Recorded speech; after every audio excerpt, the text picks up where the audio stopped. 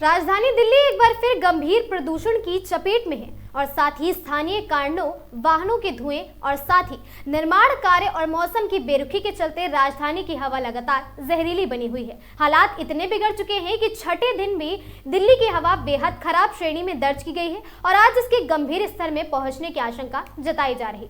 नमस्कार, आगाज टाइम्स देख रहे हैं आप, मैं हूं आपके साथ पलक शर्मा।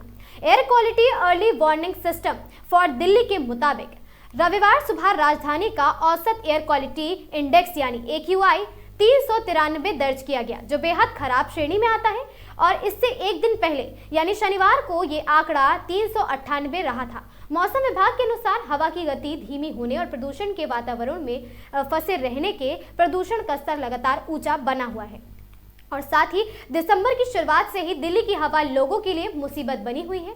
केंद्रीय प्रदूषण नियंत्रण बोर्ड के ताजा आंकड़े बताते हैं कि दिसंबर के पहले 18 दिनों में ही राजधानी ने बीते 8 वर्षों का सबसे खराब औसत वायु गुणवत्ता स्तर दर्ज कर लिया है और साथ ही महीने की शुरुआती 8 दिनों तक लगातार AQI 300 से ऊपर बना रहा, जिसके चलते पूरे महीना का औसत AQI करीब 343 तक पहुंच गया है। प्रदूषण की भयावह स्थिति का अंदाजा इसी से लगाया जा सकता है कि 14 दिसंबर को राजधानी में AQI 461 दर्ज किया गया, जो कि दिसंबर महीने में बीते 8 साल का सबसे ऊंचा स्तर रहा है।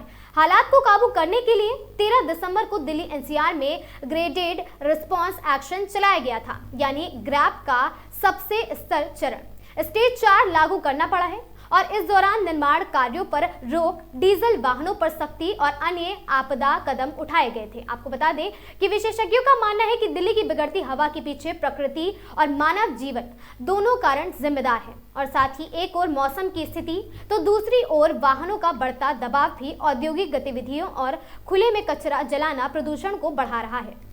ऐसे में राजधानी के ग्रीन लंग्स कहे जाने वाले दिल्ली रिज और अरावली क्षेत्र की भूमिका बेहद ही अहम हो जाती है। आपको बता दें, अरावली पर्वत श्रृंखला का उत्तरी विस्तार दिल्ली रिज के रूप में जाना जाता है, जो करीब 35 किलोमीटर लंबा और लगभग 8000 हेक्टेयर क्षेत्र में फैला हुआ है। दक्षिण दिल्ली के तुगलकाबाद से शुरू होकर असोला, भट्टी वन्यजीव और साथ ही अभयारण्य, वसंत कुंज, JNU, महरौली, धौला कुआं, सदर बाजार और दिल्ली विश्वविद्यालय से होते हुए वजीराबाद के पास यमुना के पक्ष में किनारे तक जाता है और साथ ही पर्यावरण मंत्रालय, दिल्ली सरकार और सुप्रीम कोर्ट द्वारा इसे इको सेंसिटिव जोन दर्ज किया गया है, लेकिन लगातार बेहद शहरीकरण और मानवीय हस्तक्षेप के कारण इसे संरक्षण पर भी सवाल उठ रहे हैं। विशेषज्ञ चेतावनी दे रहे हैं कि अगर दिल्ली रिज और हरित क्षेत्रों को सुरक्षित नहीं किया गया तो आने वाले वर्षों में प्रदूषण का संकट और गहरा सकता है।